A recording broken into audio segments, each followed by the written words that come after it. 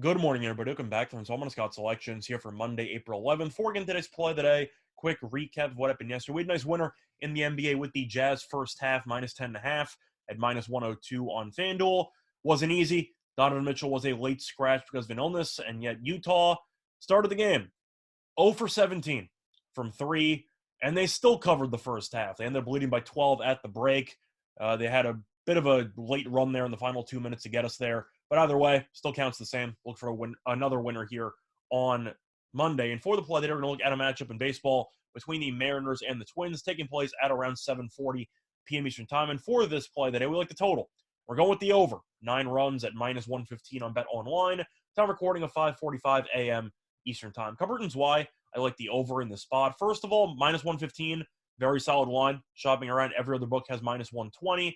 I even saw Caesars have minus 125.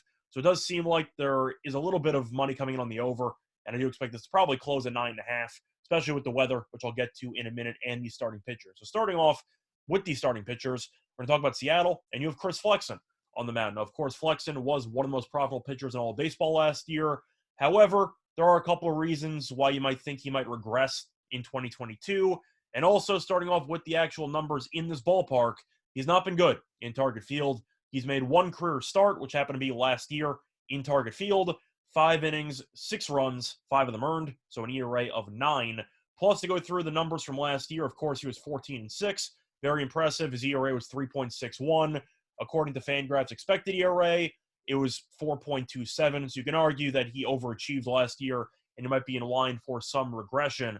Plus, we know Flexen isn't exactly a big strikeout pitcher. He kind of pitches to contact, and I do expect Minnesota to get a decent amount of opportunities to potentially hit some home runs. We saw them blow up yesterday for 10 runs and a bunch of home runs. I think Flexen could be in danger of potentially giving up a couple of long balls, especially with the wind. But to actually mention some other stats involving Flexen, which are not very good in this matchup, in 41 career at-bats, Minnesota's active hitters have a career 338 batting average against Flexen. Now, in fact, the number's actually higher because one of those at-bats was by Twins pitcher Chris Paddock.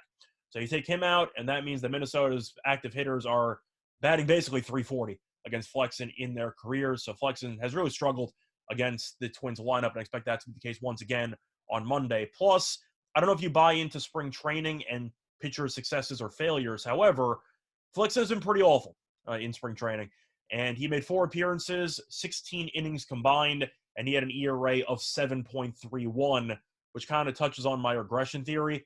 I think Flexen might have a bit of a rough go of it, and I think that Minnesota should get to him early and often. Plus, if you want to look at who's pitching for the Twins, is Dylan Bundy. And Bundy was awful last year, had an ERA of 6+. On top of that, he's made 3 career starts in Target Field, and he's been a disaster.